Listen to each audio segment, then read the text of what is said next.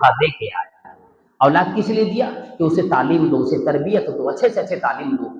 میں بس صرف ایک واقعہ اس تعلق سے، پھر دوسرے پوائنٹ پہ میں جاؤں گا۔ میں صرف ایک بات بتلا دوں، ڈاکو سلطان کا نام آپ نے شاید نہ سنا ہو۔ ڈاکو سلطان، انڈیا میں ایک ڈاکو ایسا گزرا ہے جس کو پھانسی دی گئی، پکڑا گیا یہ۔ تو سلطان ڈاکو کو جب پھانسی دی جا رہی تھی، آخری ایک اس کو موقع دیا جاتا ہے کہ آپ کچھ بھی بات بول سکتے ہو، کچھ آپ رکھ سکتے ہو التجا، جو بات آپ کی مانی جائے گی۔ انہوں نے کیا کہا کہ اگر میری بات مانی جاتی ہے، میری آخری بات اگر مانی جاتی ہے، تو میں یہ کہنا چاہتا ہوں میرے ساتھ میری ماں کو بھی پھانسی دے دو۔ کوئی اولاد یہ چاہے گی کہ میرے ساتھ میری ماں کو بھی پھانسی دے دو؟ کبھی نہیں چاہیے۔ لیکن سلطان ڈاکو جو تھا، ڈاکو سلطان جو تھا، اس نے اپنی ماں کے بارے میں کہا کہ اے جلادو اور اے جج صاحبان، میں التجا کرتا ہوں کہ میرے ساتھ میری ماں کو بھی پھانسی ہونی چاہیے۔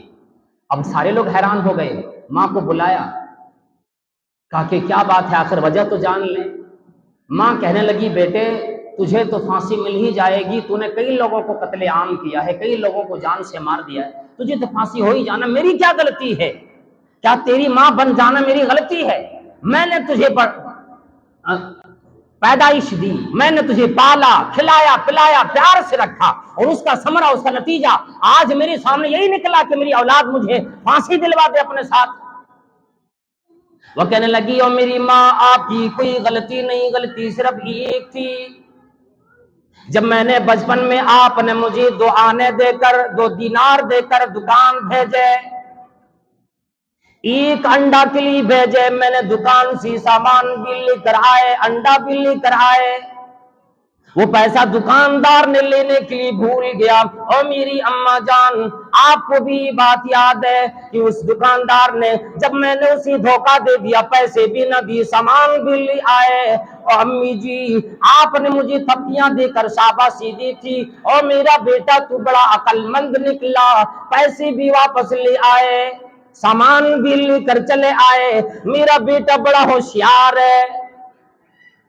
اور میری ماں اس دن اگر آپ نے 1 چاٹا لگا دی ہوتی، اگر 1 تھپڑ لگا دیے ہوتے، اگر ڈانٹو پھٹکار دیے ہوتے، پیسے واپس کرنے کی تلقین کی ہوتی، اس کے مضر نقصانات بتائے ہوتے، میں آج اتنا بڑا ڈاکو نہ بنتا۔ آپ نے مجھے گنڈا بنا دیا ہے، میری تربیت آپ نے اچھی سے نہ کی، اور میری ماں آپ کی غلطی کی وجہ سے میں ڈاکو بن گیا۔ جب آپ نے مجھے اس کے اوپر تھپیاں دی، مجھے شاباشی دی، میرا حوصلہ اور بڑا، میں دھیرے دھیرے آگے چل کر گنڈا بن گیا، میں چور بن گیا، میں رہزن بن گیا، لوگوں کی گردنیں ماری، اس کے سامان کو چھین لیا کرتے تھے، نتیجہ آپ کے سامنے آیا۔ اب آپ کی تربیت کی وجہ سے میں گنڈا بنا ہوں، تو میرے ساتھ پھانسی میں کون آئے گا؟ سارے لوگ حیران میں رہ گئے۔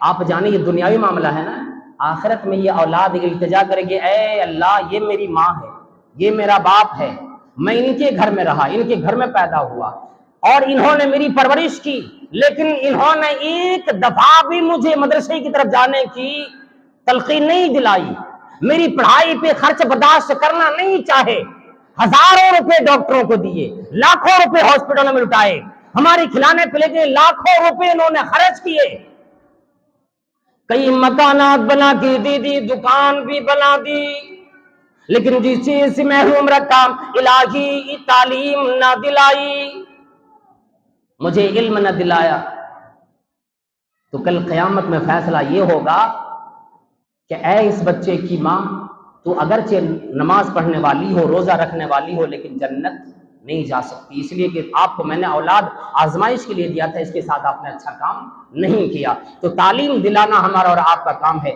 میں مختصر میں بتلانا چاہتا ہوں، زیادہ اور آگے بڑی طویل باتیں ہو جاتی، قرآن کریم میں کئی ایک آیات بھی، احادیث بھی ہیں، بس صرف اس بات پر کہ اپنی اولاد کو تعلیم دینے کے لیے کتنی چیزوں کی ضرورت پڑ جاتی ہے؟ 6 چیزوں کی، 6 چیزوں کی۔ امام احمد بن حنبل رحمۃ اللہ علیہ فرماتے ہیں، یا اخی لن تنال العلم الا بستہ سانبیک عن تفصیلها ببیانی، ذکاء وحرص واجتہاد وبلغہ وارشاد استاذ وطول زمانی۔ یہ 6 چیزیں جب تک آپ کے پاس نہیں ہیں، آپ علم نہیں دلا سکتے، علم حاصل نہیں کر سکتے۔ اور فارسی کا ایک شاعر کہتا ہے کہ پے علم چوں شمع باید گداخت، پے علم چوں شمع باید گداخت، کہ بے علم نتواں خدا را شناخت۔ جس کے پاس علم نہیں اللہ کو، ماں باپ کو، گھر والوں کو، بڑے کو چھوٹے کو پہچان ہی نہیں سکتا ہے۔ اگر پہچان دلانا ہے تو پہلے اسے تعلیم دلاؤ۔ پہلی چیز کیا ہے؟ بچہ عقل مند ہونا چاہیے، بچہ عقل مند ہونا چاہیے۔ پاگل کو لا کے آپ مدرسے میں رکھ دو گے، اور اچھا بچہ اسکولوں میں، کانوینٹوں میں رکھ دو گے، اور یہ کہو گے کہ یہ بچہ مدرسے والے سمجھیں، ہم کیا دیکھیں گے؟ جس بچے کو زیادہ عقل ہو، دماغ ہو، اس کو پڑھانے کے لیے لے آؤ۔ وحرصن، اور پڑھنے کی اس بچے کے اندر شوق بھی ہو۔ کوئی بچہ ایسا نہیں ہے جو پڑھنا نہیں چاہتا ہے، کوئی بچہ ایسا نہیں ہے۔ ہاں بالکل چھوٹے میں بچہ پڑھنا نہیں چاہتا ہے، بالکل چھوٹا اگر ہو تو بچہ چاہتا ہے کہ مر جاؤں کٹ جاؤں، لیکن پڑھائی کی طرف ماں باپ نہ بھیجے تو بہتر ہے۔ کیوں؟ ابھی اس کو پڑھائی کے بارے میں فائدہ اور نقصان معلوم ہے ہی نہیں۔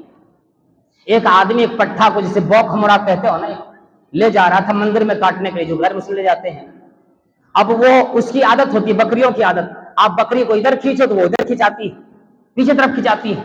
اور ایک باپ اپنی اولاد میں سے اپنے بیٹے کو لے کر کے مدرسے کی طرف انگلیاں پکڑا کے مدرسے کی طرف لے کے جا رہے تھے۔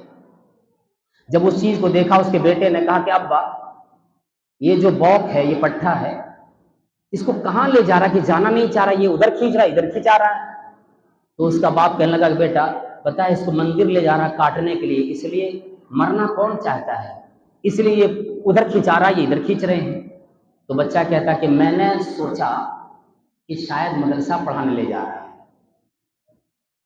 اگر مندر لے جا رہا تھا تو چلے جانا چاہیے، کاٹنے لے جا رہا تھا تو چلے جانا چاہیے۔ میں سوچا کہ مدرسہ لے جا رہا پڑھانے کے لیے، اس لیے یہ نہیں جانا چاہتا۔ اب دیکھیں بچے کے ذہن میں کیا ہوتی ہے بات یہ ہوتی ہے کہ بھائی پڑھنا نہیں، کیونکہ اسے فائدے اور نقصان نہیں معلوم ہوتے نا۔ تو یہ ہماری اور آپ کی ذمہ داری ہوتی ہے اپنے بچوں کو صاف